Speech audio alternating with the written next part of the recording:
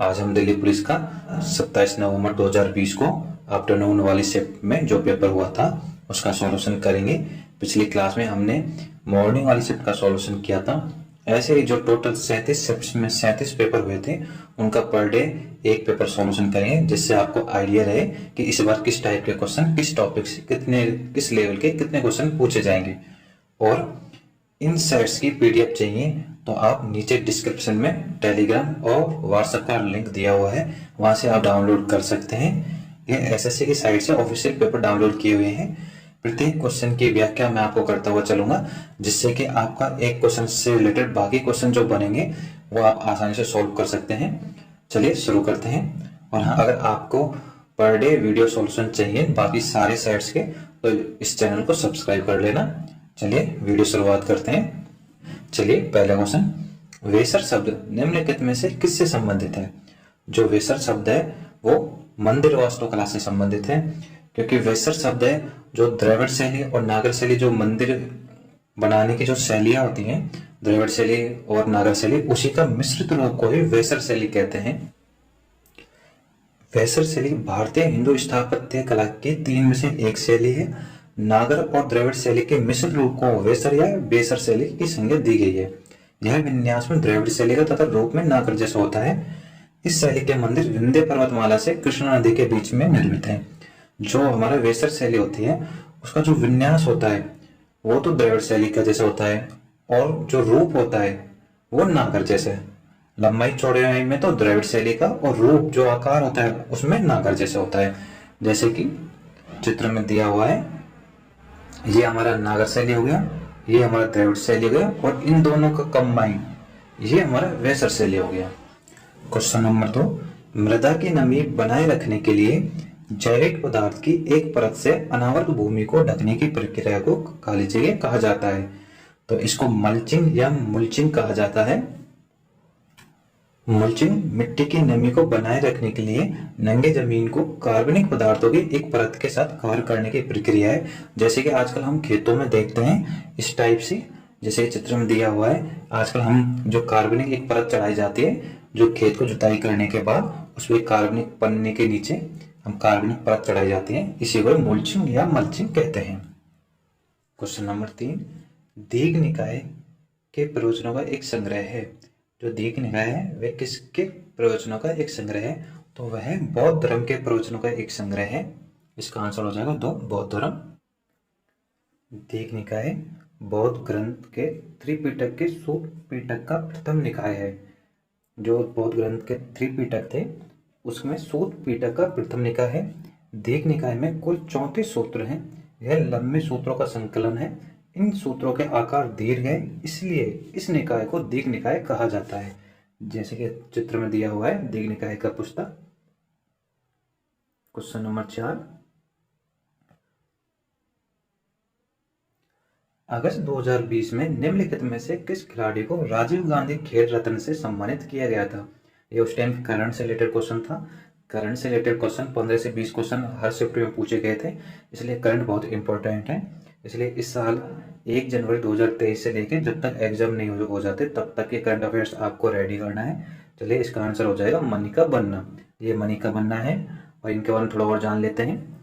मनिका बन्ना राजीव गांधी खेल रत्न पुरस्कार जीतने वाली पहली टेबल टेनिस खिलाड़ी हैं, और यह दिल्ली के नारायण विहार की रहने वाली हैं।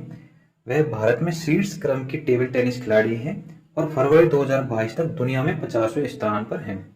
इनको अन्य पुरस्कार मेजर ध्यानचंद खेल रत्न पुरस्कार भी मिल चुका है। क्वेश्चन नंबर 5, निम्नलिखित में से कौन सा पशु वैदिक भारत में अश्वमेध अनुष्ठान से संबंधित था?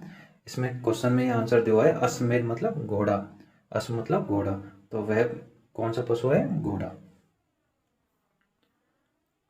क्वेश्चन नंबर 6, सोडियम कार्बोनेट का उपयोग किसमें किया जाता है? तो इसका आंसर होगा ऑप्शन फर्स्ट, जल की स्थायी कठोरता को दूर करने के लिए।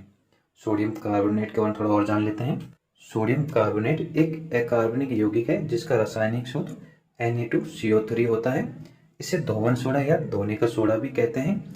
यह एक सामान्य लवण है जिसका जलीय घोल क्षारीय होता है, इसलिए इसका उपयोग कपड़े धोने के लिए किया जाता है, इसलिए इसे धावन सोडा भी कहते हैं। जल की कठोरता दूर करने में भी इसका उपयोग होता है। क्वेश्चन नंबर 7, निम्नलिखित में से कौन सा पुरातात्विक स्थल गुजरात राज्य के बाहर स्थित है? तो इसमें इसका आंसर हो जाएगा ऑप्शन 2 राखीगढ़ी। राखीगढ़ी हरियाणा के हिसार जिले में सरस्वती तथा दृष्टि नदियों के शुष्क क्षेत्र में स्थित एक महत्वपूर्ण ऐतिहासिक स्थान है। तो राखीगढ़ी हरियाणा के हिसार जिले में स्थित है, सरस्वती नदी के साइड में।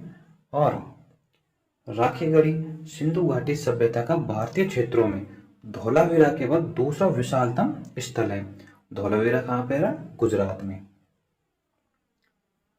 क्वेश्चन नंबर 8, सितंबर 2020 में निम्नलिखित में से कौन सा भारतीय युद्धपोत अलंग शिप ब्रेकिंग यार्ड में विनिष्टीकरण के लिए पहुंचा था? तो इसका आंसर होगा INS विराट। INS विराट को नौसेना की मां के रूप में भी जाना जाता है। क्वेश्चन नंबर 9, निम्नलिखित में से कौन सा अधिनियम भारतीय न्यायालयों के न्याय अधिकार क्षेत्र से बाहर रहकर भारत में कानून की प्रक्रिया से बचने वाले अपराधियों को निरुद्ध करने के लिए उपाय प्रदान करता है? इसका आंसर होगा भगोड़ा आर्थिक अपराधी अधिनियम 2018। अब इस अधिनियम के बारे में थोड़ा सा जान लेते हैं। भगोड़ा आर्थिक अपराधी अधिनियम वर्ष 2018 में पारित किया गया था। आर्थिक अपराधियों जो कि जैसे कि पैसे लेकर विदेश भाग जाते हैं उनके लिए संबोधित किए गए आर्थिक अपराधियों की सभी संपत्तियों को जब्त करने के लिए किसी भी विशेष अदालत को अधिकार देता है, जो भारतीय अदालतों के अधिकार क्षेत्र से बाहर रहकर 100 करोड़ से अधिक के अपराधों और अभियोजन पक्ष के आरोपों को आरोपित करता है। अब हम भगोड़ा आर्थिक अपराधी एक ऐसा व्यक्ति होता है जिसके खिलाफ अनुसूची में दर्ज किसी अपराध के संबंध में गिरफ्तारी वारंट जारी किया गया है और इस अपराध का मूल्य कम से कम 100 करोड़ रुपए है। तो मतलब जो भगोड़ा किसे घोषित किया जाता है? जो अनुसूची में दर्ज किसी अपराध के संबंध में गिरफ्तारी वारंट जारी किया गया है और इस अपराध का मूल्य कम से कम 100 करोड़ रुपए है। इसके अतिरिक्त उस व्यक्ति ने मुकदमे से बचने के लिए देश छोड़ दिया है और मुकदमे का सामना करने के लिए देश लौटने से इनकार कर दिया है। क्वेश्चन नंबर 10, राजा समुद्रगुप्त के दरबार में एक कवि और मंत्री था। मतलब कौन राजा समुद्रगुप्त के दरबार में एक कवि और मंत्री थे? इसका आंसर होगा हरिसेन। हरिसेन राजा समुद्रगुप्त के दरबार में एक कवि और मंत्री थे। और कम्बन किसके दरबार में थे? कम्बन चोल राजा कुलोत्तुंग के दरबार में थे। कम्बन तमिल भाषा के प्रसिद्ध ग्रंथ कम्ब रामायण के रचयिता थे। और वसुमित्र किसके समकालीन थे? तो कुषाण सम्राट कनिष्क के समकालीन थे। वसुमित्र प्रसिद्ध बौद्ध दार्शनिक और लेखक थे। वह कुषाण सम्राट कनिष्क का समकालीन था। इतिहास प्रसिद्ध बौद्ध संगतियों में से चौथी संगति का सभापतित्व वसुमित्र ने किया था। कनिष्क के शासनकाल में चौथी बौद्ध संगति कश्मीर के कुंडल वन में आयोजित की गई थी। इस संगति के अध्यक्ष वसुमित्र और उपाध्यक्ष अश्वघोष थे। अश्वघोष कनिष्क का राजकवि था। क्वेश्चन नंबर 11, अगस्त 2020 में जर्मन फुटबॉल दिग्गज बोरुसिया डॉर्टमुंड के साथ निम्नलिखित में से किस फुटबॉल क्लब ने 2 साल की साझेदारी गठित की है? तो इसका आंसर होगा हैदराबाद FC ने। यह भी करंट से रिलेटेड क्वेश्चन था। क्वेश्चन नंबर 12, बायोगैस के संबंध में निम्नलिखित में से कौन सा कथन गलत है? तो इसका आंसर होगा बायोगैस में मीथेन 1% से कम होता है, जो कि गलत है। बाकी ऑप्शन सभी राइट हैं बायोगैस रिलेटेड। बायोगैस में मीथेन का प्रतिशत 75% है। बायोगैस में मुख्य रूप से मीथेन 75% और कार्बन डाइऑक्साइड 25% होती है। जैविक पदार्थों का उपयोग करके बायोगैस का उत्पादन किया जाता है, जो ऑक्सीजन की अनुपस्थिति में अवायवीय वातावरण में बैक्टीरिया की मदद से टूट जाते हैं। क्वेश्चन नंबर 13, पाणिनि कौन थे? इसका आंसर होगा ऑप्शन 2, एक विद्वान जिन्होंने संस्कृत भाषा का व्याकरण तैयार किया था। संस्कृत भाषा का व्याकरण किसने तैयार किया था? पाणिनि ने किया था। महर्षि पाणिनि द्वारा रचित संस्कृत व्याकरण का एक अत्यंत प्राचीन ग्रंथ जो 700 ईस्वी पूर्व का है। इसमें 8 अध्याय हैं। प्रत्येक अध्याय में 4 पद हैं। प्रत्येक पद में 38 से 220 तक सूत्र हैं। पाणिनि संस्कृत भाषा के सबसे बड़े व्याकरण हुए हैं। उनका जन्म लगभग 5000 साल पहले नेपाल के वर्तमान राज्य में अर्घाखांची जिले के पनेना गांव में हुआ था।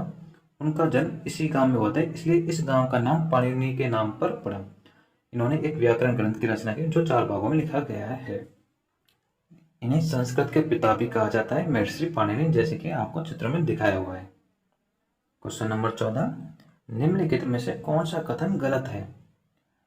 तो इसमें पहला ऑप्शन, भारतीय रिजर्व बैंक ने 1 अप्रैल 1935 को अपना प्रचलन आरंभ किया। तो ये इसका आंसर राइट होगा, मतलब ये कथन सही है। दूसरा ऑप्शन, रिजर्व बैंक ने अप्रैल 1947 तक पाकिस्तान के केंद्रीय बैंक के रूप में कार्य किया।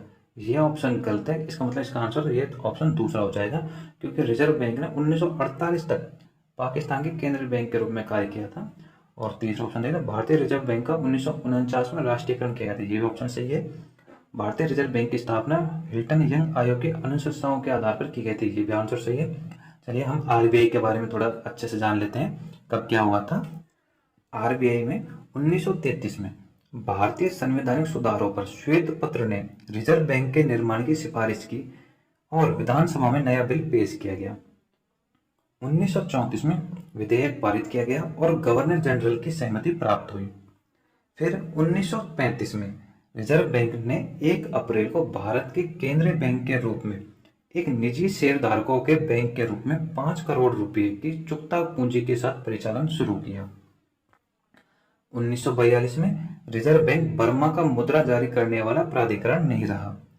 1947 में रिजर्व बैंक ने बर्मा सरकार के बैंकर के रूप में कार्य करना बंद कर दिया और 1948 में रिजर्व बैंक ने पाकिस्तान को केंद्रीय बैंकिंग सेवाएं देना बंद कर दिया।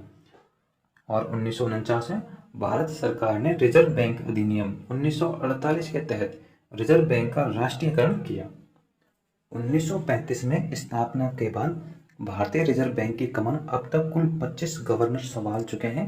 रिजर्व बैंक के पहले गवर्नर सर ओसबोर्न स्मिथ थे और वर्तमान नवयुक्त पूर्व वित्त सचिव व वित्त आयोग के वर्तमान सदस्य शशिकांत दास बनाए गए हैं, जिन्होंने 11 दिसंबर 2018 को पदभार ग्रहण किया। वह रिजर्व बैंक के 25वें गवर्नर बने हैं। तो ये हमारे भारत के पहले RBI governor sir Osborne Smith, और ये है हमारे वर्तमान RBI governor Shashikant Das. Question number 15, BCCI ने अगस्त 2020 में इंडियन प्रीमियर लीग आईपीएल के 2020 संस्करण के शीर्षक प्रायोजक के रूप में किसकी घोषणा की है? तो इसका आंसर हो जाएगा ड्रीम 11। ड्रीम 11 2020 में प्रायोजक आयोजन के रूप में था, मतलब स्पॉन्सर ड्रीम 11 ने लिया हुआ था आईपीएल 2020 का। और प्रेजेंट में 2023 में आईपीएल का शीर्षक प्रायोजक कौन है? तो वो है टाटा।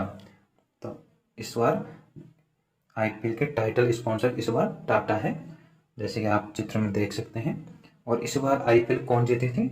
इस बार आईपीएल चेन्नई सुपर किंग्स जीती थी, जो कि फाइनल में गुजरात टाइटंस को हराया था।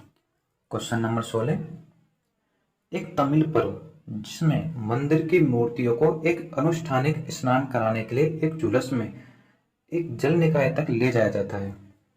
तो इसका आंसर होगा मासी मागम।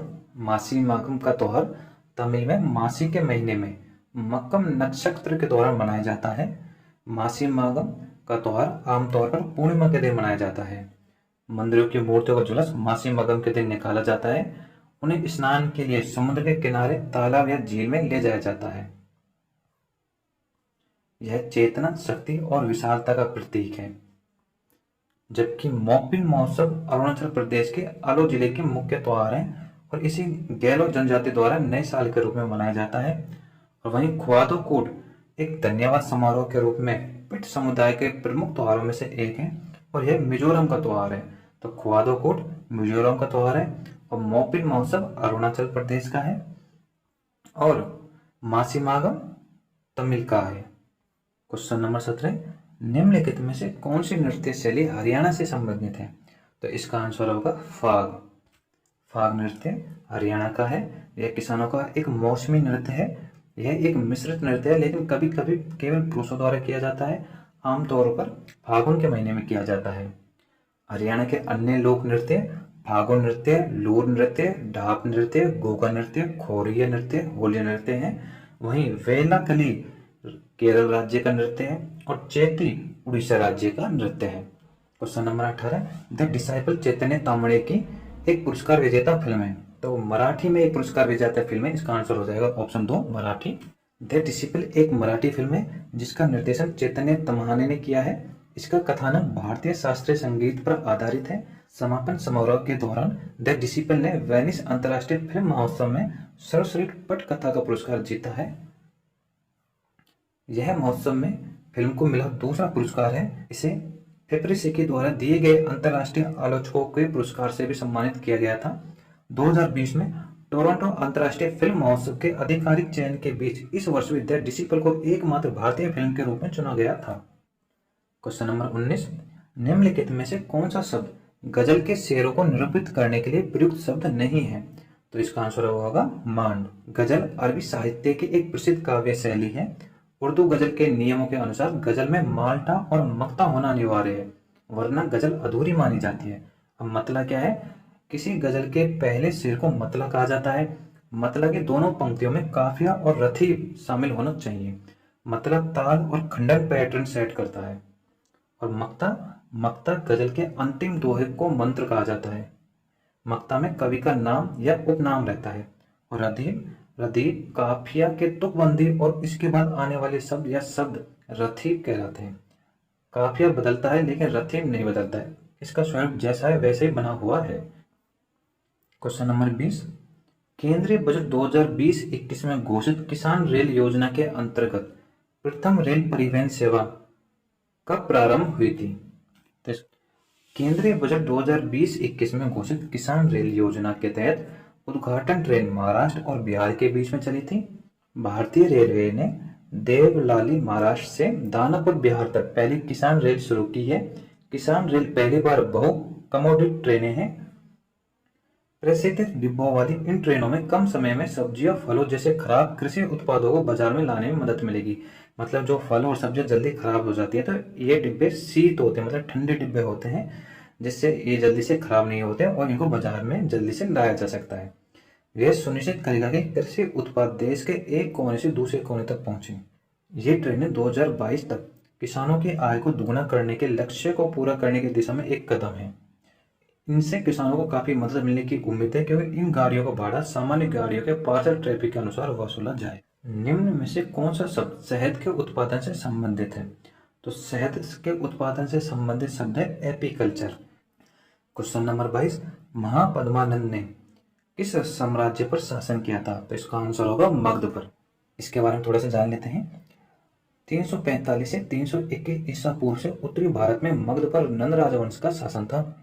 यह महापद्मानंद द्वारा स्थापित किया गया था, जिन्हें उग्रसेन के रूप में भी जाना जाता है, यानी एक विशाल सेना का संरक्षक जिसने कुरु, कलिंग और काशी जैसे कई राज्यों को हराया।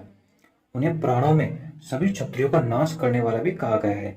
महापद्मानंद को सभी क्षत्रियों को नाश करने वाला प्राणों में कहा गया है, और प्राणों में इन्हें महापद एकराट को यानी एकमात्र सम्राट कहा है। ऐसा लगता है कि उन्होंने उन सभी राजवंशों को उखाड़ फेंका जो उनके समय थे। उन्हें अक्सर भारतीय इतिहास का पहला साम्राज्य निर्माता के रूप में वर्णित किया जाता है। महापद्मानंद को दूसरा परशुराम भी कहा जाता है। महापद्मानंद के 8 पुत्र उनके उत्तराधिकारी बने। घनानंद आखिरी शासक था नंदवंश का।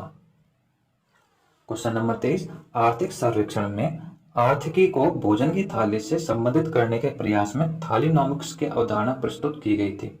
तो कब प्रस्तुत की गई थी? 2019-20 में।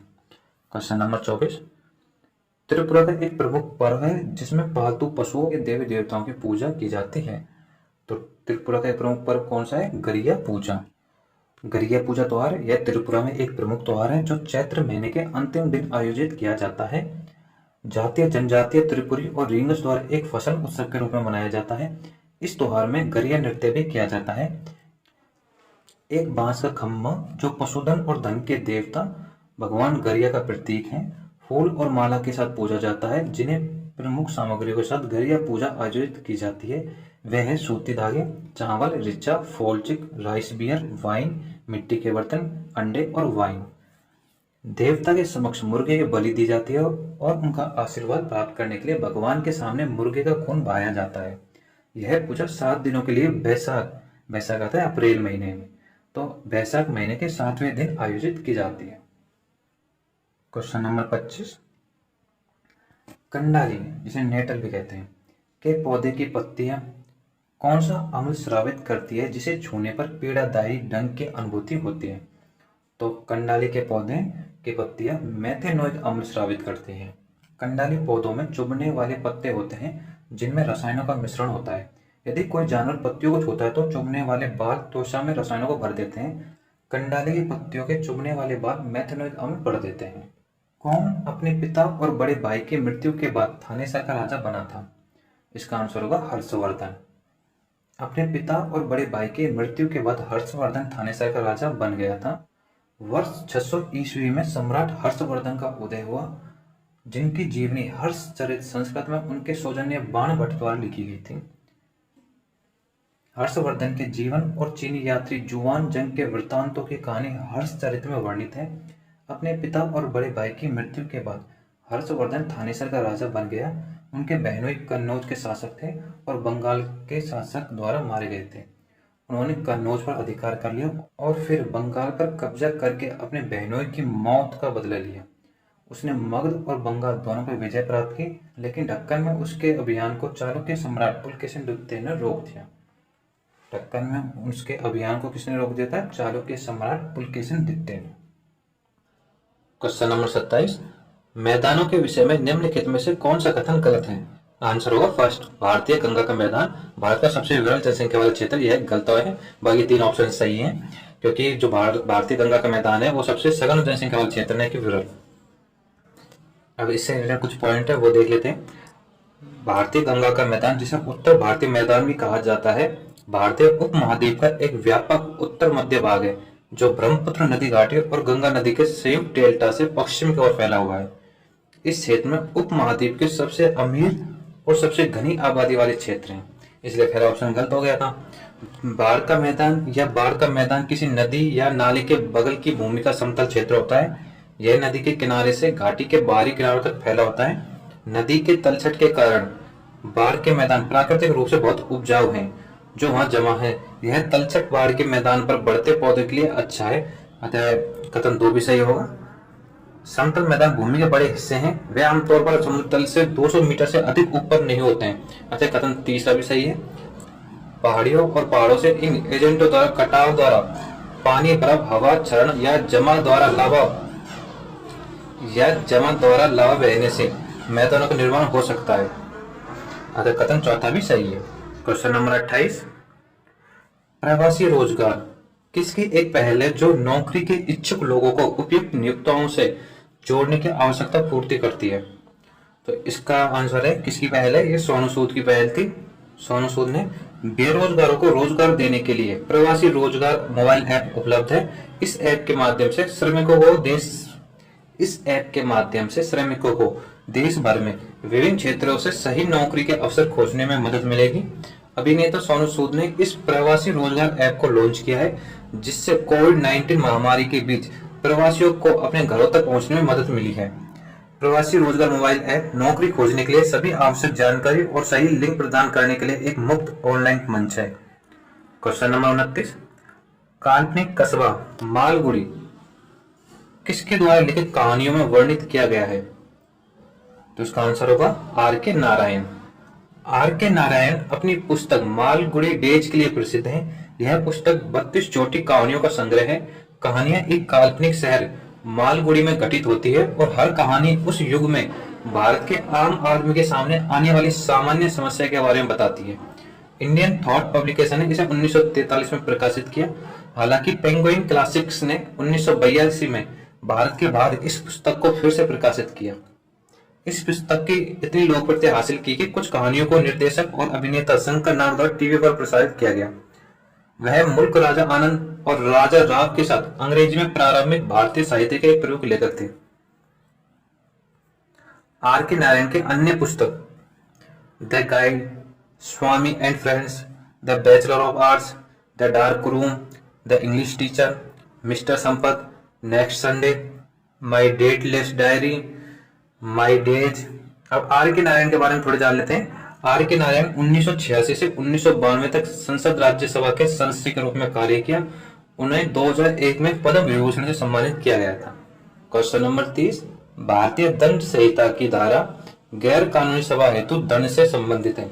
तो धारा 143, जो कोई गैर कानूनी सभा का सदस्य है उसे या तो विवरण के लिए कारावास की सजा दी जाएगी जो 6 महीने तक या जुर्माना या दोनों के साथ हो सकती है। 159 159 है वो दंगा के लिए है, जब 2 या 2 से अधिक व्यक्ति सार्वजनिक स्थल पर लड़कर सार्वजनिक शांति को भंग करते हैं तो उन्हें एक अपराध करने के लिए कहा जाता है। तो यह धारा 159 दंगा के लिए, धारा 143 सजा के लिए जो कि गैर कानूनी सभा के लिए सजा का प्रावधान करती है, और धारा 166 किसी भी व्यक्ति को चोट पहुंचाने के इरादे से कानून के अवहेलना करने वाला लोक सेवक, जो भी एक लोक सेवक होने के नाते जानबूझकर कानून की किसी भी दिशा की अवज्ञा करता है, जिस तरह से वह खुद को इस तरह के लोक सेवक के रूप में संचालित करना चाहता है या करने का इरादा रखता है, या यह जानने की संभावना है कि वह इस तरह की अवज्ञा से चोट का कारण बन जाएगा, किसी भी व्यक्ति को 1 वर्ष के लिए साधारण कारावास से दंडित किया जाएगा। और धारा 135 है वह सिपाही, नाविक या एयरमैन की मर्यादा का उन्मूलन।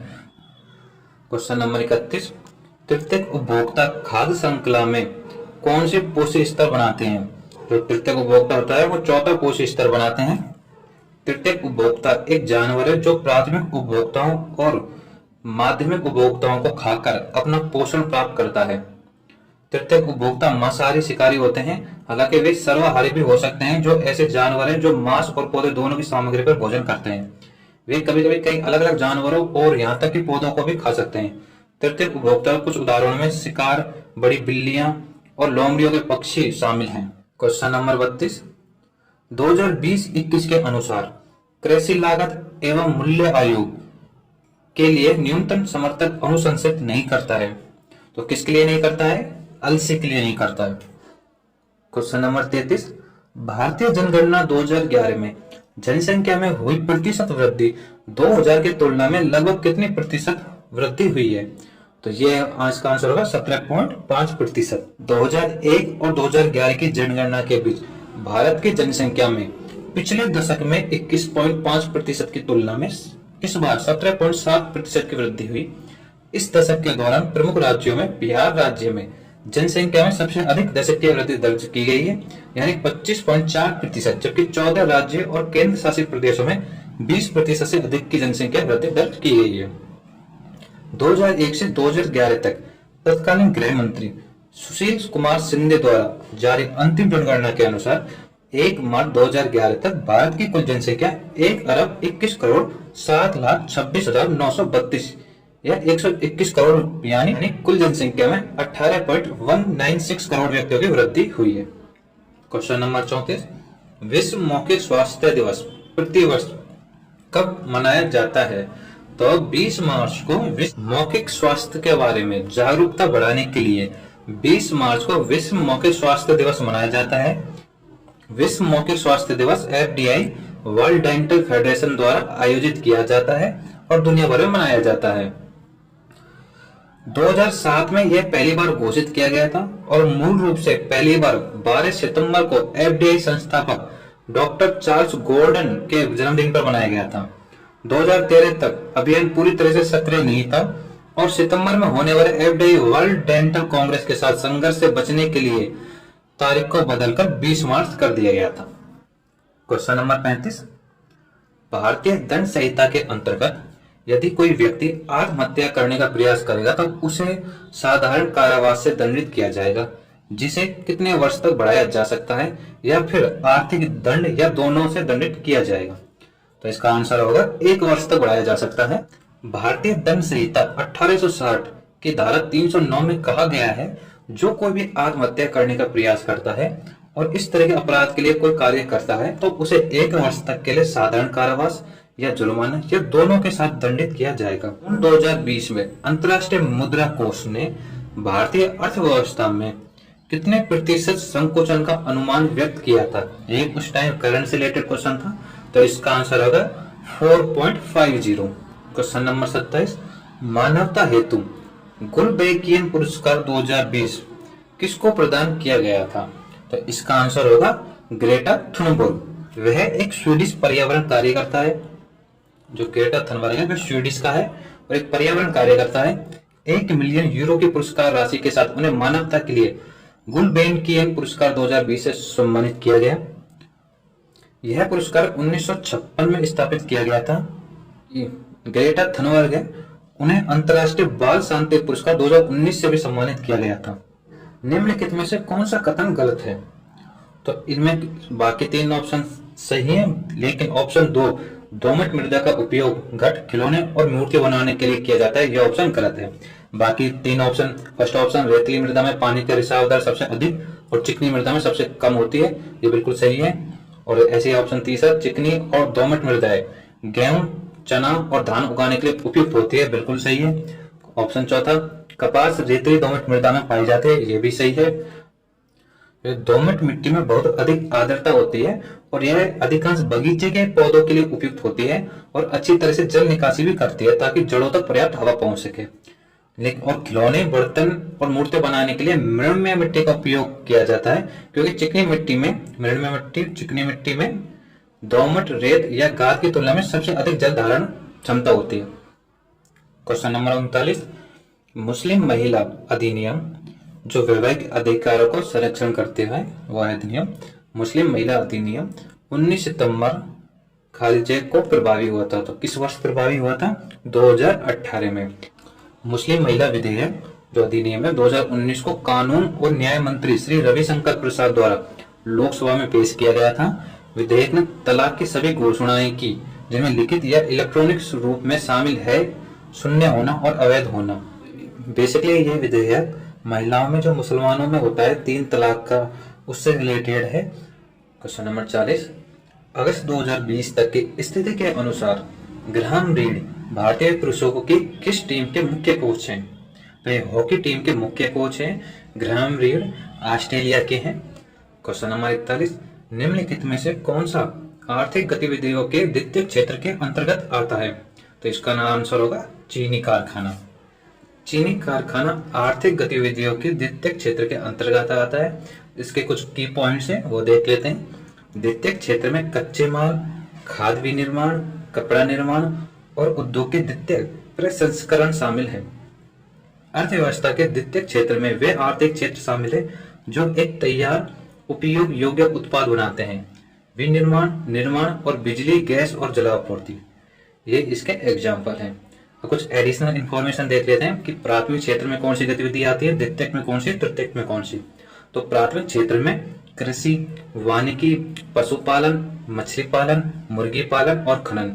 वहीं द्वितीय क्षेत्र की गतिविधियों में विनिर्माण और निर्माण, और तृतीय क्षेत्र की गतिविधियों में व्यापार, परिवहन, संचार, बैंकिंग, शिक्षा, स्वास्थ्य, पर्यटन, सेवाएं, बीमा इत्यादि आते हैं। क्वेश्चन नंबर 42, लॉर्ड वोल्डेमॉर्ट किसकी पुस्तक श्रृंखला में एक काल्पनिक चरित्र है? तो इसका राइट आंसर होगा जेके रोलिंग। ऑप्शन नंबर 4 जेके रोलिंग। जेके राउलिंग की किताबों की एक श्रृंखला में लॉर्ड वोल्डेमॉर्ट एक काल्पनिक चरित्र है। लॉर्ड वोल्डेमॉर्ट टॉम मार्वोल्ड रिडल के लिए एक काल्पनिक गीत है जो हैरी पॉटर उपन्यास की जे रोलिंग की श्रृंखला में एक काल्पनिक चरित्र और मुख्य प्रतिपक्षी है। वोल्डेमॉर्ट पहली बार हैरी पॉटर और द फिलोसोफर स्टोन में दिखाई दे जो 1997 में प्रकाशित हुआ था।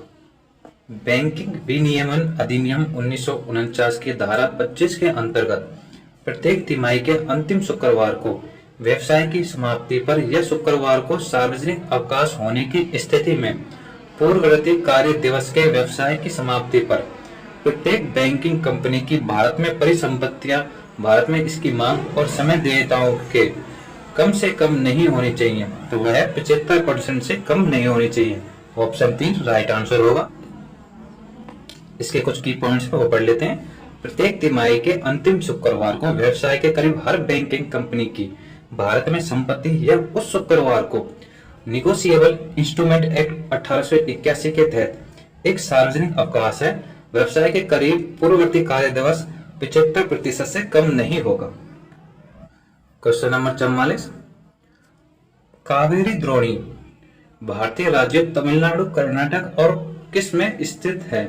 तो ये कावेरी द्रोणी होती है जो भारतीय राज्य तमिलनाडु, कर्नाटक और केरल में स्थित है। इसका आंसर हो जाएगा ऑप्शन नंबर 4 केरल।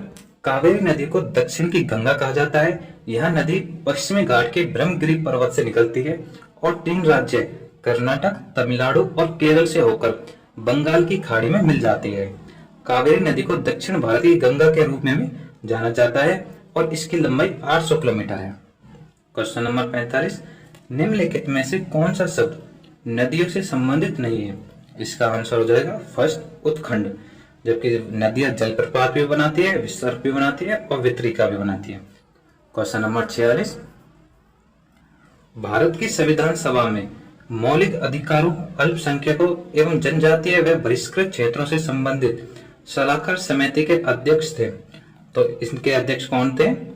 अल्पसंख्यकों एवं जनजातीय व बहिष्कृत क्षेत्रों से संबंधित सलाहकार समिति के अध्यक्ष सरदार वल्लभ भाई पटेल थे। इसका आंसर हो जाएगा ऑप्शन 1 वल्लभ भाई पटेल। अब हम जो उस टाइम जो समितियां बनी थी और उनके कौन कौन अध्यक्ष थे उनके बारे में पढ़ लेते हैं थोड़ी डिटेल में। पहली समिति थी प्रक्रिया विषयक नियमों संबंधी समिति, उसके अध्यक्ष थे राजेंद्र प्रसाद। संचालन समिति के अध्यक्ष थे राजेंद्र प्रसाद। वित्त एवं स्टाफ समिति के भी अध्यक्ष राजेंद्र प्रसाद।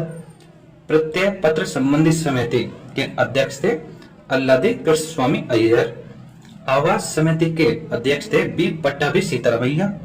कार्य संचालन संबंधी समिति के अध्यक्ष थे के एम मुंशी। राष्ट्रीय ध्वज पर तदप समिति के भी अध्यक्ष थे राजेंद्र प्रसाद। संविधान सभा के कार्यकारण संबंधी समिति के अध्यक्ष थे जी मावलंकर। राज्य संबंधी समिति जवाहरलाल नेहरू थे अध्यक्ष। मौलिक अधिकार, अल्पसंख्यक एवं जनजातीय और अपवर्जित क्षेत्रों से संबंधित सलाहकार समिति के अध्यक्ष कौन? सरदार वल्लभ भाई पटेल। और अल्पसंख्यकों पर उप समिति के अध्यक्ष कौन थे? एच.सी. मुखर्जी। और मौलिक अधिकार उप समिति के अध्यक्ष जे.बी. कृपलानी। और पूर्वोत्तर सीमांत जनजातीय क्षेत्रों और असम के अपवर्जित और आंशिक रूप से अपवर्जित क्षेत्रों संबंधी उप समिति के अध्यक्ष थे गोपीनाथ बरदोलोई। और अपवर्जित और आंशिक रूप से अपवर्जित क्षेत्र संबंधी उप समिति असम को छोड़कर अन्य क्षेत्र के लिए जो अध्यक्ष थे ए.वी. ठक्कर थे। और संघ शक्ति समिति के अध्यक्ष थे जवाहरलाल नेहरू। और संघ संविधान समिति के भी अध्यक्ष जवाहरलाल नेहरू। और प्रारूप समिति के अध्यक्ष थे डॉक्टर भीमराव अंबेडकर। ये जितनी भी समितियां थे उनके अध्यक्ष थे। ये समितियां बहुत इंपॉर्टेंट है, इनमें से हर साल एसएससी के हर एग्जाम में एक क्वेश्चन जरूर पूछा जाता है। क्वेश्चन नंबर 47, इनाम गांव उत्खनन स्थल किस नदी के किनारे स्थित है? तो इनाम गांव उत्खनन स्थल घोड़ नदी के किनारे स्थित है। इनाम गांव घोड़ नदी के पास स्थित है, जो महाराष्ट्र में भीमा नदी की एक सहायक नदी है। इनाम गांव महाराष्ट्र में हड़प्पा का पुरातात्विक स्थल है। आमतौर पर वयस्कों को इस स्थल पर दफनाया जाता था। उत्तर की ओर सिर के साथ शव को सीधा रखा जाता था। इनाम गांव स्थल से गेहूं, जौ, मसूर, बाजरा और तिल के अवशेष मिले हैं। क्वेश्चन नंबर 48, अगस्त 2020 में आर्थिक मामलों की मंत्रिमंडलीय समिति ने अक्टूबर 2020 से प्रारंभ विपणन वर्ष हेतु गन्ने का उचित एवं पारिश्रमिक मूल्य कितने रुपए प्रति क्विंटल घोषित किया था? इसका आंसर हो जाएगा ऑप्शन नंबर 3 285 रुपए। क्वेश्चन नंबर 49, बैंकिंग विनियमन अधिनियम 1949 की धारा किस धारा में भारत में निगमित किसी बैंकिंग कंपनी को अपने बोर्ड में किसी ऐसे व्यक्ति को निदेशक नियुक्त करने से निषिद्ध करती है जो किसी अन्य बैंकिंग कंपनी का निदेशक हो? तो बैंकिंग विनियमन अधिनियम 1949 की धारा 16 यह निषिद्ध करती है। तो ऑप्शन नंबर 3 16 राइट आंसर होगा। क्वेश्चन नंबर 50, निम्नलिखित में से कौन सा मठ सिक्किम में स्थित नहीं है? तो जो तांबो है वो सिक्किम में स्थित नहीं है, बाकी तीनों सिक्किम में स्थित हैं। तांबो मठ उत्तर भारत के हिमाचल प्रदेश के स्पीति घाटी के तांबो गांव में स्थित है। यह तो ये कहां पर है? हिमाचल प्रदेश में। यह तिब्बती बौद्ध लाटवा रिंगचेप जंगपो द्वारा पश्चिमी हिमालय साम्राज्य के राजा येसो की ओर से फायर ऐप के तिब्बती वर्ष में 1996 ईस्वी में स्थापित किया गया था। यह भारत और हिमालय दोनों में सबसे पुराना लगातार संचालित बौद्ध परिवर्ती होने के लिए प्रसिद्ध है। इसकी दीवारों पर प्रदर्शित की गई बड़ी संख्या में भित्ति चित्र बौद्ध पंथ से कथाओं को दर्शाते हैं। तो ये पूरा सेक्शन हमने पढ़ लिया है जीके और करंट वाला 50 क्वेश्चन। अब हम बी पार्ट पे आते हैं जो कि रीजनिंग के 25 क्वेश्चन आते हैं। तो क्वेश्चन नंबर पहला, सामान्य रूप से ज्ञात तथ्यों पर ध्यान न देते हुए निम्नलिखित कथनों को पढ़ें और फिर दिए गए 4 विकल्पों में से उस आरेख का चयन कीजिए जो दिए गए कथनों का सही निरूपित करता है। कथन नंबर पहले, सभी फ्लास्क छन्ने हैं। कथन नंबर दूसरा, सभी छन्ने कटोरे हैं। तो इसका कौन सा आंसर हो जाएगा? तो इसमें सभी फ्लास्क छन्ने हैं, तो जो सभी फ्लास्क हैं वो छन्ने में आ जाएंगे, और जो छन्ने हैं वो सभी सभी छन्ने क्या है, कटोरे है, तो ये कटोरा हो गया। तो फ्लास्क है वो सभी क्या है, छन्ने, तो छन्ने के अंदर सारे फ्लास्क आ जाएंगे, और जबकि सभी छन्ने हैं वो कटोरे, तो पूरे छन्ने कटोरे के अंदर आ जाएंगे। तो इसका आंसर हो जाएगा ऑप्शन नंबर 2 राइट आंसर हो जाएगा। क्वेश्चन नंबर 2, उस विकल्प का चयन कीजिए जिसकी तीसरी संख्या से वही संबंध है जो दूसरी संख्या का पहली संख्या से है। तो 11 का संबंध 141 से है, वही से संबंध 17 का चौथी संख्या से होगा। तो 11 का संबंध 141 से क्या है, 11 का संबंध 141 से है कि 11 का जब हम वर्ग करेंगे तो 121 आएगा, और 121 में प्लस 20 ऐड करेंगे तो हमारे पास 141 आ जाएगा। तो इसमें का संबंध यही, तो वैसे ही हम 17 का देखेंगे, 17 का जब हम वर्ग करेंगे तो हमारे पास 289 आएगा, और उसमें हम प्लस 20 ऐड करेंगे तो हम 309 आंसर आएगा। तो इसमें ये मिस प्रिंट है, यहाँ पे 309 था ऑप्शन में, जो कि एसएससी से गलती हो गई थी, बाद में ये क्वेश्चन डिलीट कर दिया गया था। तो इसका आंसर जो आएगा 309। क्वेश्चन नंबर 3,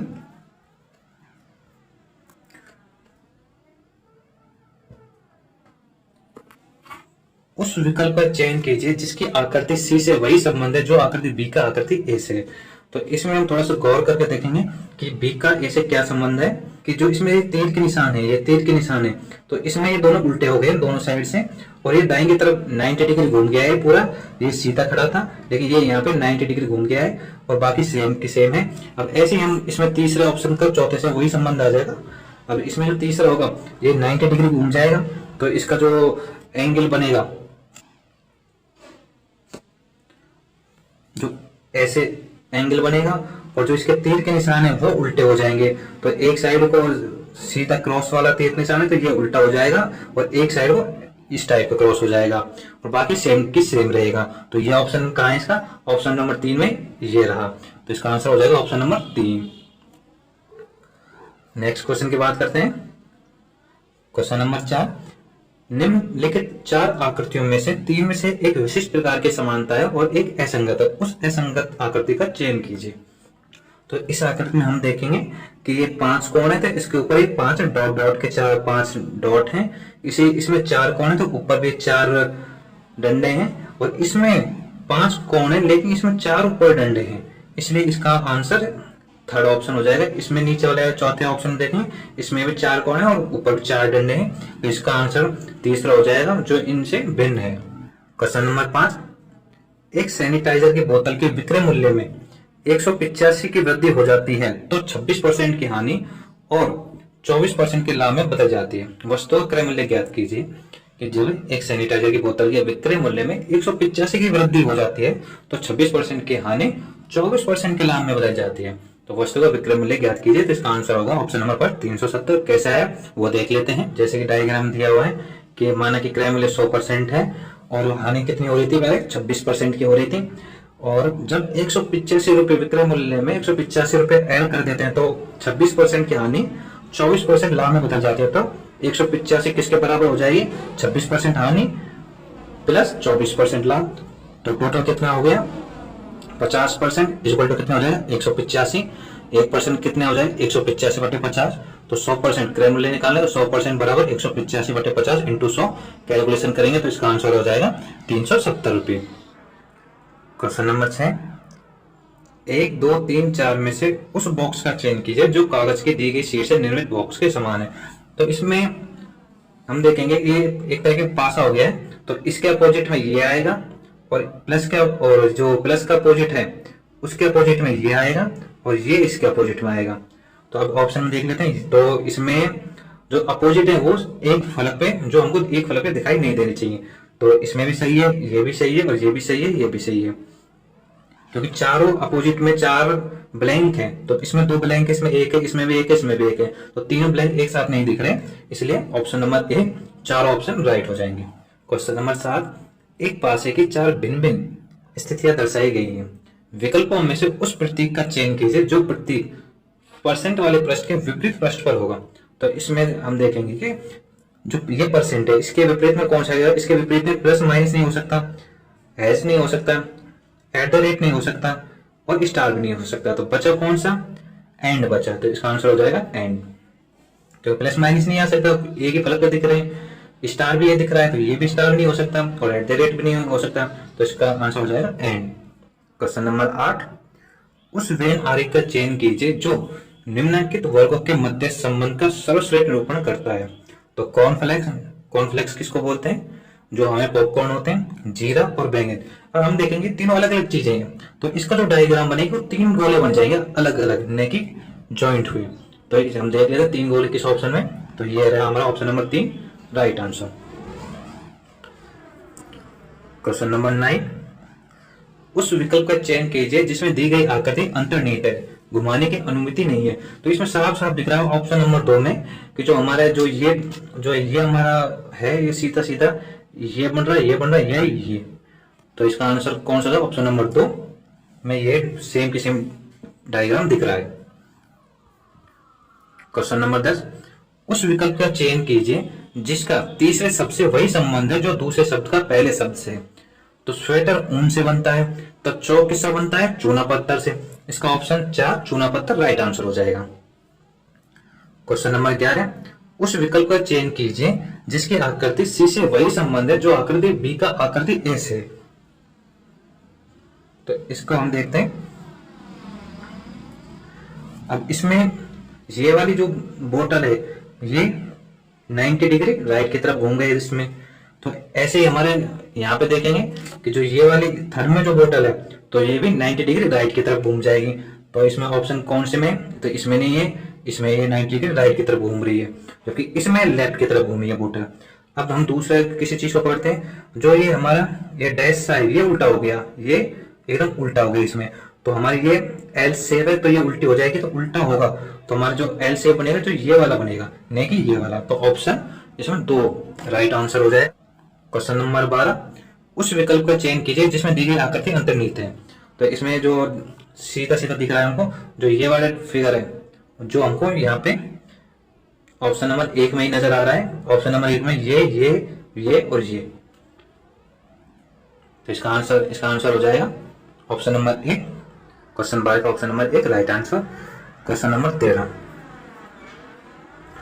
उस समुच्चय का चयन कीजिए जिसकी संख्याओं के मध्य वही संबंध है जो नीचे दिए गए समुच्चय की संख्याओं के मध्य है। तो 7 का संबंध 30 से 7, 30 और 143 में जो संबंध है वही संबंध नीचे वाले समुच्चय इन 4 ऑप्शन में किसी एक में है, तो वो ऑप्शन होगा ऑप्शन नंबर 1 8, 33 और 158। वो कैसे, जैसे कि चित्र में दिया हुआ है कि 30 प्लस 7 इंटू 4 करेंगे तो कितना आएगा, 37 इंटू 4 माइनस 7 माइनस 2 करके नहीं, तो 7 माइनस 2 करेंगे तो 5, तो 37 इंटू 4 करेंगे तो 148 आ जाएगा, 148 और माइनस 5 तो 143 आ जाएगा। इसी प्रकार हम 33 प्लस 8 कर देंगे, इसमें 30 प्लस 7 किया था तो यहाँ पे क्या है 33 प्लस 8 करेंगे, तो 33 प्लस 8 इंटू 4 माइनस संख्या में से 2 माइनस करें तो 8 माइनस 2, तो इसका क्या आ जाएगा 41 इंटू 4 माइनस 6, तो ये कितना बन जाएगा 164 माइनस 6 इक्वल टू 158। तो राइट आंसर हो जाएगा अपना 8, 33 और 158।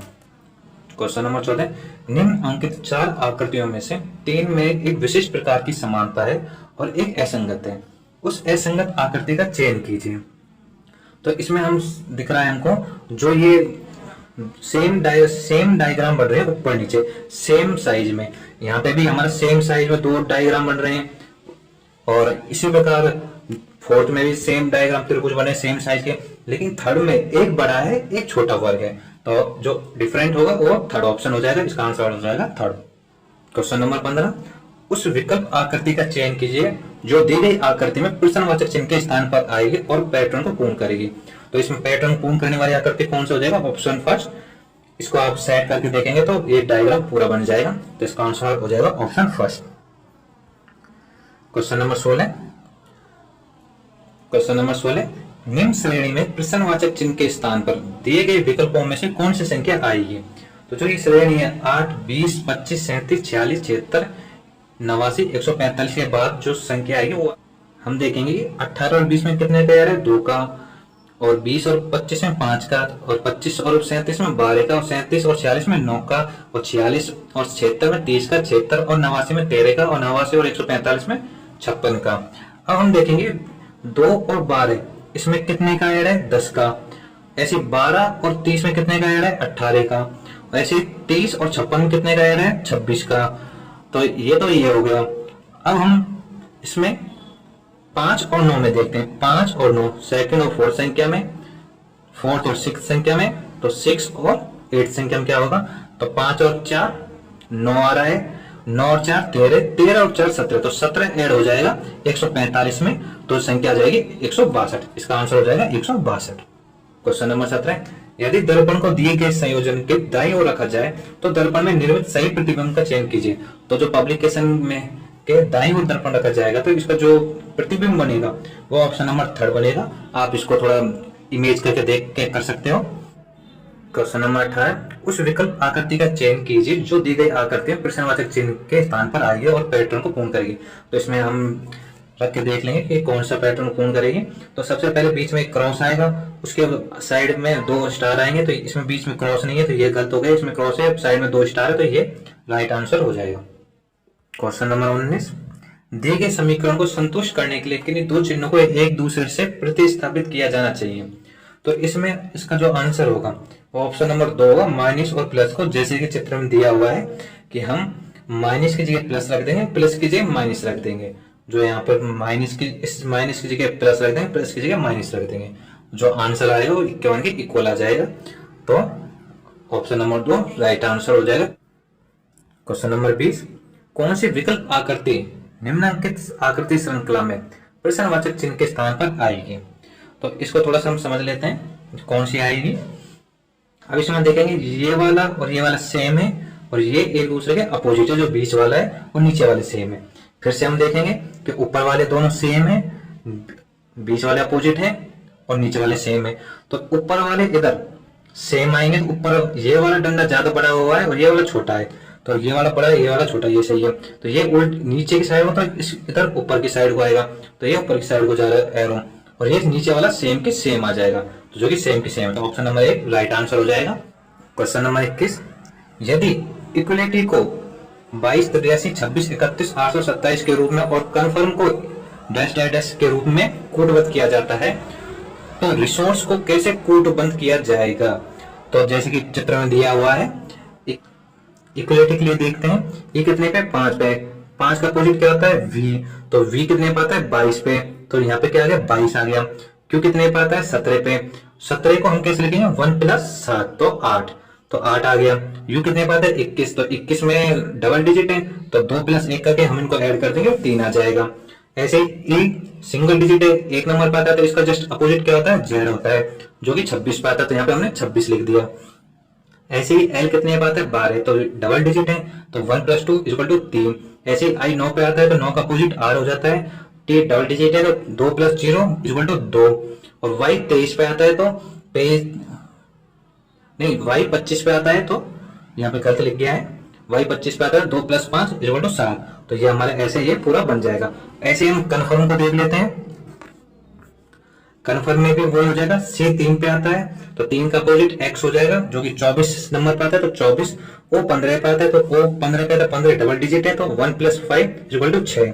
ऐसे हम n f i r n को देख लेंगे, और फिर इसी तरह हम रिसोर्स को भी लिख देंगे। r रिसोर्स में r कितने नंबर पे आता है 18 पे आता है, तो 1 + 8 9 हो जाएगा। s कितने पे आता है 19, तो 1 + 9 10, तो 9 22 10। और ऐसे u r c e के भी लिख देंगे जैसे कि चित्र में दिया हुआ है। तो रिसोर्स के लिए कोड बन जाएगा 92 21 06 39 24 22। इसका आंसर हो जाएगा option number 3 right answer. Question number 22 की बात करते हैं, निम्न श्रेणी में प्रश्नवाचक चिन्ह के स्थान पर दिए गए विकल्पों में से कौन सी संख्या आएगी। तो कौन सी संख्या आएगी, तो उसका संख्या आएगी ऑप्शन नंबर 2 225। कैसे आएगी, डायग्राम में 13 और 13 के बाद कौन सी संख्या 13, जिसमें गैप है 0 का, जो कैसे आता है 1 का स्क्वायर - 1 = 0। ऐसे 13 के बाद 15 13 और 15 में 2 का गैप है, जो कैसा रहा है 2 का वर्ग - 2 = 4 - 2 = 2। तो 15 और 27 में कितने गैप है 12। तो हम यहाँ पे 1 का किया वर्ग -1, 2 का वर्ग किया -2 कर दिया, तो यहाँ 3 का वर्ग करके +3 ऐड करेंगे, फिर 4 का वर्ग करके 4 ऐड करेंगे, फिर वापस से माइनस करेंगे अगले 2 डिजिट में, तो 5 का स्क्वायर -5, 6 का स्क्वायर -6, फिर वापस से प्लस करेंगे तो 7 का स्क्वायर प्लस 7, 8 का स्क्वायर प्लस 8। तो ऐसे ये 2, 12, 20, 30, 56, 72 बन जाएंगे और हम उनको संख्या में ऐड करते हुए चलेंगे। तो 13 में 0 ऐड करेंगे तो 13 आएगा, 13 में 2 ऐड करेंगे तो 15 आएगा, 15 में 12 ऐड करेंगे तो 27 आएगा, 27 में 20 ऐड करेंगे 47, 47 में 20 ऐड करेंगे 67, 67 में 30 ऐड करेंगे तो कितना आएगा 97, और 97 में 56 ऐड करेंगे तो 153, और 153 72 ऐड करेंगे तो 225। तो इसका राइट आंसर हो जाएगा 225। क्वेश्चन नंबर 23, एक कागज को निम्नलिखित चित्र के अनुसार मोड़ा और काटा गया है, इस कागज को खोलने पर यह कैसे दिखाई देगा। तो हम इसको प्रैक्टिकली मोड़ के फिर काट के देख सकते हैं। तो जो आकृति बनेगी वो ऑप्शन नंबर फर्स्ट वाली बनेगी, तो इसका आंसर हो जाएगा option number first. Question number 24, कौन सी विकल्प आकृति निम्न अंकित आकृति श्रृंखला में प्रश्नवाचक चिन्ह के स्थान पर आएगी। तो हम पहली और दूसरी को नोट करते हैं। जो पहली और दूसरी में है ये आपस में अपोजिट हो गए हैं, जो ये एरो हैं ये आपस में अपोजिट हो गए। ऐसे तीसरी और चौथी में आपस में अपोजिट हो गए। तो ऐसे ही जो पांचवी है इसमें भी एरो आप छठी से अपोजिट हो जाएंगे। तो इसका जो राइट आंसर होगा वो हो जाएगा हमारा ऑप्शन नंबर 4, इसमें अपोजिट हो गया है, तो option number 4 right answer. Question number 25, दिए गए 4 शब्दों में से 3 में एक निश्चित प्रकार की समानता है जबकि एक असंगत है, तो उस असंगत को चाहिए। अब उस असंगत का चयन हम ऐसे करेंगे, जो लोमड़ी, हिरणी और रानी जो कि तीनों स्त्रीलिंग है, जबकि मृग छोना मृग का शावक को बोलते हैं, मृग के बच्चे को मृग छोना बोलते हैं, इसलिए इसका राइट आंसर हो जाएगा ऑप्शन नंबर 2 मृग छोना। रीजनिंग का पोर्शन कंप्लीट हो गया है। अब हम पार्ट सी जो कि मैथ आती है, जो कि 15 क्वेश्चन आते हैं मैथ के, उनको सॉल्व करेंगे। क्वेश्चन नंबर फर्स्ट, 3 वस्तुओं को प्रत्येक वस्तु 200 के मूल्य में खरीदा गया, उनमें से एक को 12.5% की हानि पर बेच दिया गया। यदि अन्य 2 वस्तुओं को उस मूल्य पर बेचा गया हो जिससे पूरे सौदे में 20% का लाभ हो, तो 2 वस्तुओं पर होने वाला लाभ प्रतिशत ज्ञात कीजिए। तो इसका जैसे हम सॉल्यूशन जो होगा इसका आंसर आएगा वो ऑप्शन नंबर 3 36.25%। वो कैसे आएगा, जैसे कि डायग्राम में दिया हुआ है। 3 वस्तुओं का क्रय मूल्य कितना है 200 इंटू 3 इक्वल टू 600 आ जाएगा। तो पूरे लेन देन पर क्या लाभ कितना आना चाहिए 20%, तो 600 इंटू 20/100 इक्वल टू 120, तो 120 रुपए का टोटल लाभ आना चाहिए। तो तीनों वस्तुओं का विक्रय मूल्य कितना हो जाएगा, जो कि क्रय मूल्य प्लस लाभ, तो 600 प्लस 120 इक्वल टू 720। तो ये हमारा क्या है तीनों वस्तुओं का विक्रय मूल्य। तो वस्तु में से एक पर हानि है, तो एक पर कितनी हानि है, एक पर हानि हमको 12.5% दिया, तो 12.5% किसके बराबर था 1/8 के बराबर। तो 200 का 1/8 मतलब 25 रुपए की हानि हो रही है। तो एक वस्तु कितने रुपए में बेची गई होगी, तो 200 में 25 कम, तो 200 माइनस 25 175 रुपए में बेची गई थी, जिससे उसको 12.5% की हानि हुई थी। अन्य 2 वस्तुओं का लाभ हम देख लेते हैं कि 720 टोटल हो गया। तो एक वस्तु का मूल्य निकाल दिया हमने 175 और 2 वस्तुओं का क्रय मूल्य निकाल दिया -400। तो जो अन्य 2 वस्तुओं पर लाभ है वो टोटल 145 रुपए का होगा। तो लाभ प्रतिशत निकाल लेते हैं। तो लाभ प्रतिशत कैसे किस पे निकालेंगे, उन 2 वस्तुओं का क्रय मूल्य पर। तो 145/400 इंटू 100 तो आ जाएगा 36.25%। क्वेश्चन नंबर 2, वह छोटी से छोटी संख्या कौन सी है जिसे 12, 21 और 35 से विभाजित करने पर समान शेषफल 2 प्राप्त होता है। तो ऐसे सवालों को हम करेंगे तो हम जो संख्या हमको दी जाती है जिसे विभाजित करनी होती है उनका हम एलसीएम निकाल लेते हैं और जो शेषफल आता है उसको हम उसमें ऐड कर देते हैं। तो 12, 21, 35 का एलसीएम कितना आ जाएगा, इसका एलसीएम आ जाएगा 420, जैसे कि डायग्राम में दिया हुआ है। और 420 में शेषफल ऐड कर देंगे तो 420 प्लस 2 इक्वल टू 422। तो इसका राइट आंसर हो जाएगा 422। क्वेश्चन नंबर 3, ए ने 9000 की धनराशि 5% साधारण ब्याज पर 3 वर्षों के लिए उधार ली। उसने यह धनराशि 7% साधारण ब्याज पर 3 वर्षों के लिए बी को उधार दे दी। उसे प्राप्त होने वाला लाभ ज्ञात कीजिए। इसका आंसर हो जाएगा ऑप्शन नंबर 3 540। वो कैसे होगा कि पहले हम लाभ देख लेते हैं कि ए ने जो धनराशि ली है उसको कितना ब्याज देना होगा। तो ब्याज निकाल लेते हैं, मूल दर इंटू दर इंटू समय अपॉन 100। तो 9000 इंटू 5 इंटू 3 अपॉन 100। तो एक को जो टोटल ब्याज देना होगा वो 1350 रुपए देना होगा। अब 9000 रुपए बी को दे दिया जो भी 7% की दर पे 3 वर्ष के लिए। तो बी से जो प्राप्त ब्याज होगा वो कितना होगा 9000 इंटू 7 इंटू 3 अपॉन 100। तो 1890 रुपए बी से प्राप्त होंगे ब्याज के रूप में। एक को तो कितने देने पड़ेंगे 1350 रुपए, जबकि उसने वही राशि बी को देकर 1890 रुपए कमा लिए। तो टोटल लाभ कितना होगा? 1890 माइनस 1350, तो आंसर आ जाएगा 540 रुपये। तो जो लाभ एक होगा वो 540 रुपये होगा। क्वेश्चन नंबर 4, एक चुनाव में दो प्रत्याशियों के लिए 3:10 के अनुपात में मतदान होगा। यदि सभी मत वैध हैं और यदि विजेता प्रत्याशी को 1,56,200 मत मिले तो कुल कितने मत डाले गए? तो इसका जो आंसर आएगा ऑप्शन नंबर 4, 2,03,060 मत टोटल पड़े थे। चलो देख लेते हैं कैसा होगा ये, कि अनुपात हमको दिया हुआ है 3:10। अब माना कि हारे प्रत्याशी को मत मिले हैं 3x और विजेता प्रत्याशी को मिले हैं 10x, तो टोटल मत कितने मिल गए? 3x plus 10x equal to 13x। अब दिया क्या हमको? विजेता प्रत्याशी के मत जो कि कितने? 1,56,200। तो हमने कितना माना था? विजेता प्रत्याशी के कितने मत पड़े? 10x। तो 10x किसके बराबर हो गया? 1,56,200 के। तो x की वैल्यू कितनी आ जाएगी? 15,620 रुपये। तो x की वैल्यू कितनी आ जाएगी? 15,620 मत। तो कुल मत कितने हो जाएंगे? कुल मत हमारे 13x है, x की वैल्यू 15,620 है। तो इसको जब मल्टीप्लाई करेंगे तो इसको हम मल्टीप्लाई करेंगे तो इसका आंसर हो जाएगा 2,03,060, जैसे कि ऑप्शन में दिया हुआ है। क्वेश्चन नंबर 5, बी की तुलना में ए 5 गुना कार्यकुशल है और इसलिए ए एक कार्य को पूरा करने में बी से 52 दिन कम लेता है। यदि वे दोनों एक साथ कार्य करें तो वह कार्य कितने दिनों में पूरा हो जाएगा?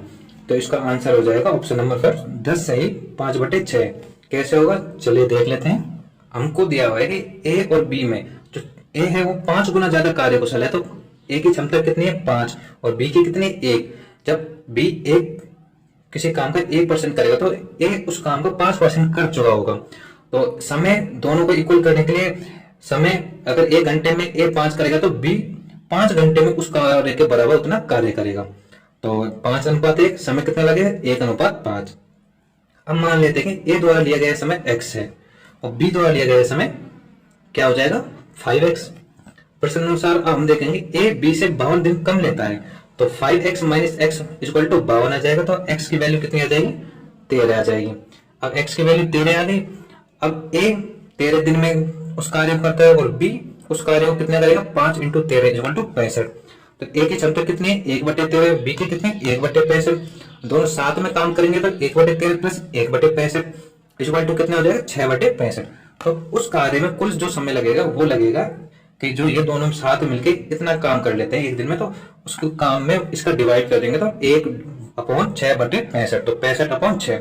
तो इसका आंसर आ जाएगा 10 सही 5/6। क्वेश्चन नंबर 6, एक दुकानदार अपनी वस्तुओं पर क्रय मूल्य से 20% अधिक मूल्य अंकित करता है। वह उनमें से 3/4 वस्तुओं को अंकित मूल्य पर बेच देता है और शेष को अंकित मूल्य पर 30% की छूट देकर बेचता है। उसका लाभ या हानि प्रतिशत ज्ञात कीजिए। मान लेते हैं कि वस्तु का क्रय मूल्य 100 रुपए है और अंकित मूल्य कितना होगा? 100 से 20% अधिक, मतलब 120 रुपए। तो वस्तु का अंकित मूल्य कितना है? 120। माना कि कुल वस्तु कितनी है? 4 वस्तु है, तो क्रय मूल्य कितना हो जाएगा 4 वस्तुओं का? जो कि एक वस्तु का क्रय मूल्य 100 रुपए, तो 4 का कितना हो जाएगा? 400 रुपए। ये तो क्रय मूल्य हो गया हमारा। अब हमने 3/4 वस्तु कितनी है? 3/4 वस्तु, टोटल 4 वस्तु है, उसका 3/4 कितना हो जाएगा? 3 वस्तु। तो 3 वस्तु हमने 120 के रेट में अंकित मूल्य पे बेच दिया, तो हमारे पास कितने राशि आई? 360 रुपए। और एक वस्तु हमने 30% की छूट, अंकित मूल्य में 30% की छूट दी, तो एक वस्तु का मूल्य 120 रुपए है, तो 30% की छूट देगी तो उस पर छूट 36 रुपए देनी पड़ेगी। तो वो वस्तु हमने बेच दी 84 रुपए में। तो कुल 4 वस्तुओं का विक्रय मूल्य कितना हो गया? 360 प्लस 84, तो कितना आ गया? 444। तो लाभ कितना हो गया? 444 माइनस 400 इक्वल टू 44 रुपए। तो 44 रुपए किस पे प्राप्त हुआ है हमको? क्रय मूल्य पे। 4 वस्तु क्रय मूल्य कितना था? 400, तो 44/400 × 100। तो इसका आंसर आ जाएगा 11%। क्वेश्चन नंबर 7, चीनी की कीमत में प्रति केजी 25% की कमी होने के कारण राधा 1200 रुपए में 10 केजी अधिक चीनी खरीद सकती है। चीनी की प्रति केजी मूल्य कीमत ज्ञात कीजिए। तो इसका आंसर हो जाएगा ऑप्शन नंबर 4 40। कैसे आएगा वो देख। तो मान लीजिए कि चीनी का मूल्य x है, चीनी की मात्रा कितनी आ जाएगी? 1200 रुपए में, तो 1200 रुपए में x का डिवाइड कर देंगे तो उतनी केजी चीनी आ जाएगी। अब चीनी के मूल्य में कमी हो गई, कितनी कमी हो गई है? 25% कमी हो गई है। तो जो चीनी का अब मूल्य है वो कितना हो जाएगा? 3/4x हो जाएगा। अब चीनी की बड़ी मात्रा कितनी है? अब चीनी की जब मूल्य कम हो गया तो ऑटोमेटिक चीनी की मात्रा ज्यादा आएगी। तो 1200 में हम 3/4x का डिवाइड करेंगे तो हमारे पास जो अब जो मात्रा आएगी वो 1600/x आएगी, जो कि पहले हमारे पास जो मात्रा आ रही थी 1200/x आ रही थी।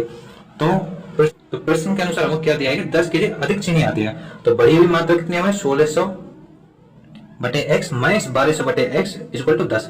इसको सॉल्व करेंगे तो x की वैल्यू 40 आ जाएगी। तो चीनी का मूल्य, वार्षिक मूल्य क्या हो जाएगा? 40 रुपये। क्वेश्चन नंबर 8, एक रेलगाड़ी 400 किलोमीटर की दूरी को एक समान चाल से तय करती है। यदि उसकी चाल 10 किलोमीटर प्रति आवर अधिक होती तो वह दूरी को तय करने में 2 घंटे कम समय लगता। तो रेलगाड़ी की चाल कितनी है? तो इसका जो आंसर आएगा वो 40 आएगा। Option number 3 40 kilometre per hour. कैसे आएगा वो देख लेते हैं। हमको दिया है दूरी कितनी है? 400 किलोमीटर। चाल हम मान लेते हैं x किलोमीटर पर आवर। बड़ी हुई चाल कितनी हो जाएगी? x plus 10 kilometre per hour. और समय बराबर दूरी अपॉन चाल फॉर्मूला होता है हमारा। तो प्रश्न के अनुसार जो हमारा समय कितना कम लग रहा है? 2 घंटे। तो 400/x minus 400/x plus 10 equal to 2 घंटे। जब हम इसको सॉल्व करेंगे तो ये हमारी जो x की वैल्यू आएगी वो हमारी x की वैल्यू 40 और -50 आएगी, जैसे कि आप चित्र में देख रहे हो। अब इस 40 और 50 में से -50 चाल हो नहीं सकती, तो इसका आंसर होगा 40 kilometre per hour. Question number 9, इस समीकरण का हमको मान ज्ञात करना है, जो कि इसका राइट आंसर जो आएगा ऑप्शन नंबर 3 में 1 आएगा, क्योंकि इसको जब हम कैलकुलेशन करेंगे ये बोरो मास नियम के अकॉर्डिंग होगा। पहले ब्रैकेट सॉल्व होंगे, फिर उसके बाद हमारे बोरो मास के नियम के अकॉर्डिंग डिवाइड, फिर मल्टीप्लाई, फिर प्लस माइनस करके ऐसे इसको सॉल्व करेंगे। तो इसका आंसर जो आएगा 1 आएगा, ऑप्शन नंबर 3, जैसे कि चित्र में दिया हुआ है, आप देख सकते हो।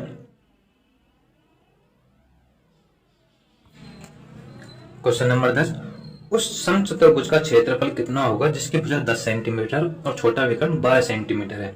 तो समचतुर्भुज का क्षेत्रफल हम जानते हैं क्या होता है? 1/2 फर्स्ट विकर्ण इंटू सेकंड विकर्ण।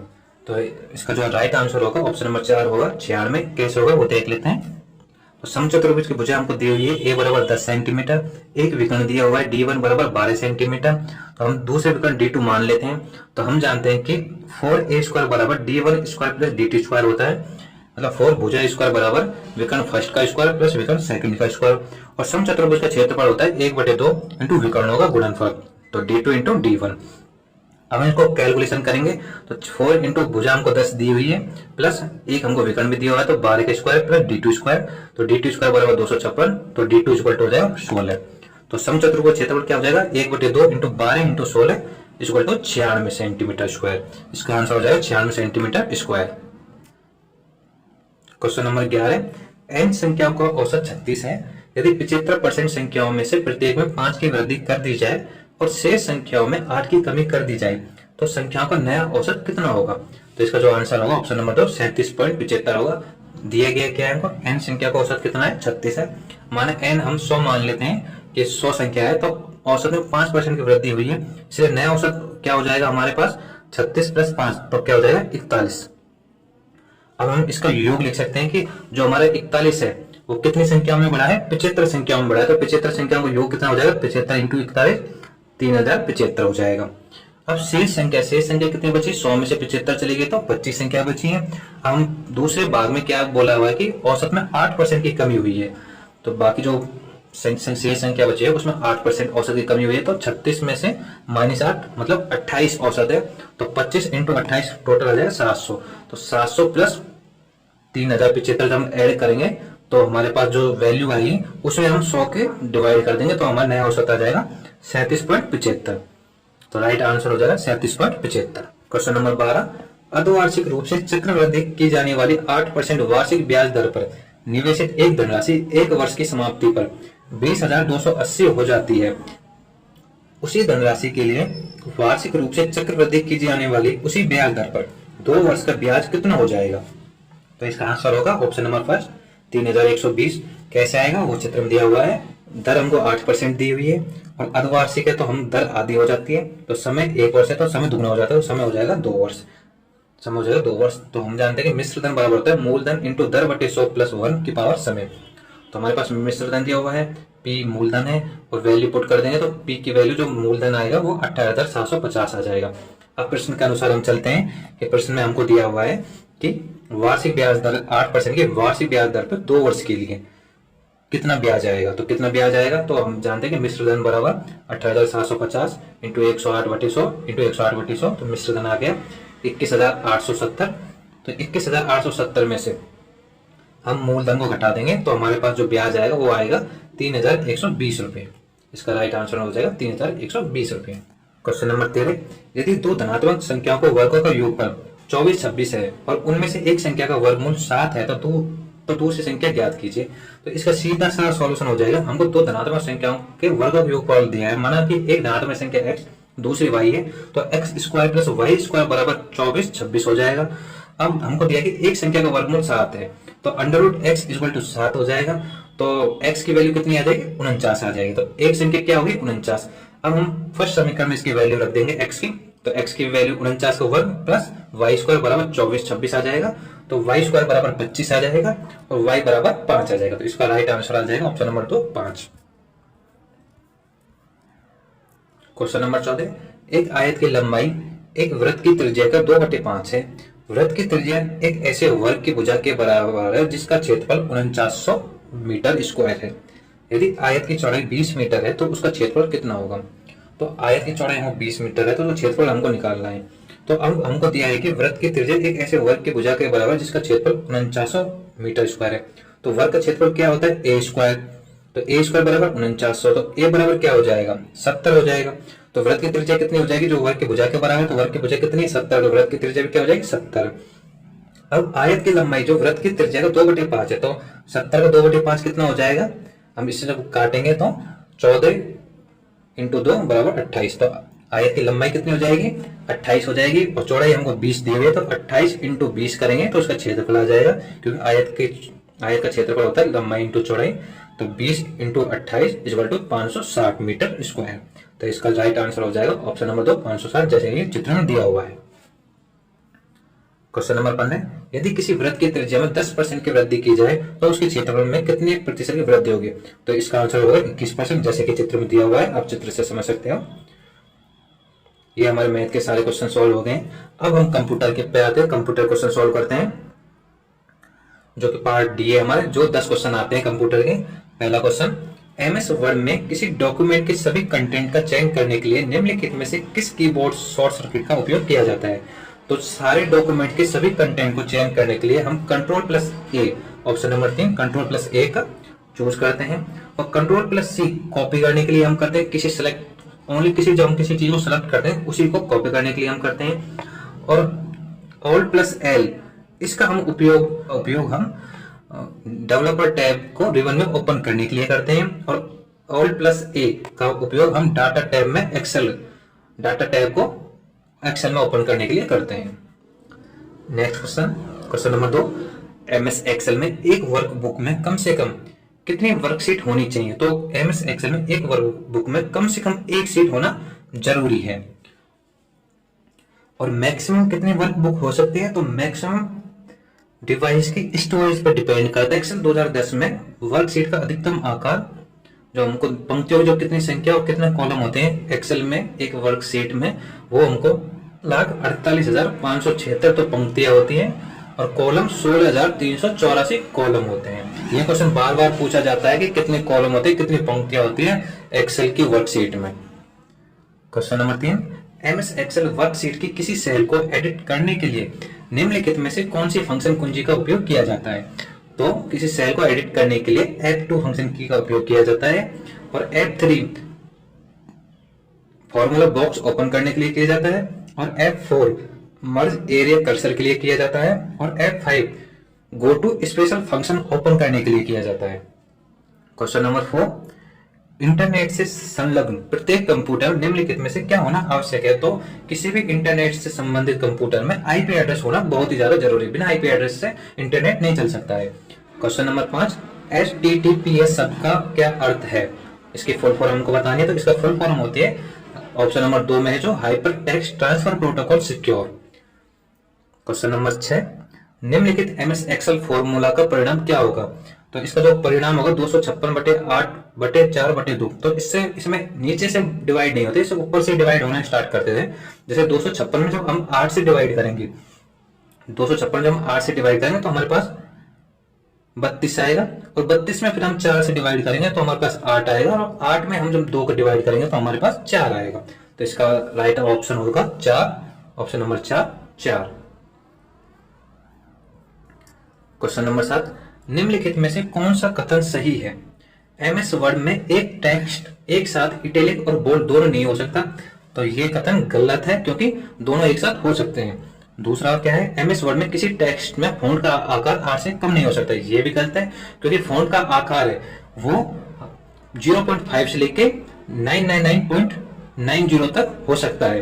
तो ये गलत है, जबकि जो हम रेवन में देखते हैं उसमें 8 से बेहतर होता है, जबकि नॉर्मल फ़ॉन्ट का आकार 0.5 से लेके 999.9 तक होता है। तो दोनों ऑप्शन गलत है, न तो फर्स्ट और न ही second. Option number 2 right. Question number 8, email ID में निम्नलिखित में से किसकी गुंजाइश नहीं होती है? तो ईमेल में बड़े अक्षर हम लिख सकते हैं, लेकिन रिक्त स्थान के अलाउ नहीं होता है। संख्यात्मक मान भी हम लिख सकते हैं और डॉट भी हम लगा सकते हैं। क्वेश्चन नंबर 9, निम्नलिखित में से कौन सा एमएस वर्ड सॉफ्टवेयर का सर्वोत्तम तरीके से वर्णन करता है? तो जो एमएस वर्ड सॉफ्टवेयर है हम उसको वर्ड प्रोसेसर बोलते हैं जनरल लैंग्वेज में। तो जो इसका सर्वोत्तम तरीके से वर्णन करता है वो एक वर्ड प्रोसेसर। तो इसका आंसर हो जाएगा फर्स्ट, ये एक वर्ड प्रोसेसर है। क्वेश्चन नंबर 10, एमएस वर्ड में निम्नलिखित में से कौन सा एक मान्य पैराग्राफ अलाइनमेंट नहीं है? तो एमएस वर्ड में राइट भी होता है, लेफ्ट भी होता है, जस्टिफाई भी होता है, लेकिन टॉप बॉटम नहीं होते हैं। तो इसका जो राइट आंसर होगा वो चौथा होगा, टॉप। तो ये हमारे पूरे जो 27 नवंबर 2020 को जो आफ्टरनून वाली शिफ्ट में जो एग्जाम हुआ था उसका डिटेल सॉल्यूशन है। नेक्स्ट वीडियो हम इवनिंग वाली शिफ्ट का पेपर सॉल्यूशन करेंगे। तो ऐसे ही वीडियो सॉल्यूशन चाहिए तो आप इस चैनल को सब्सक्राइब कर सकते हो।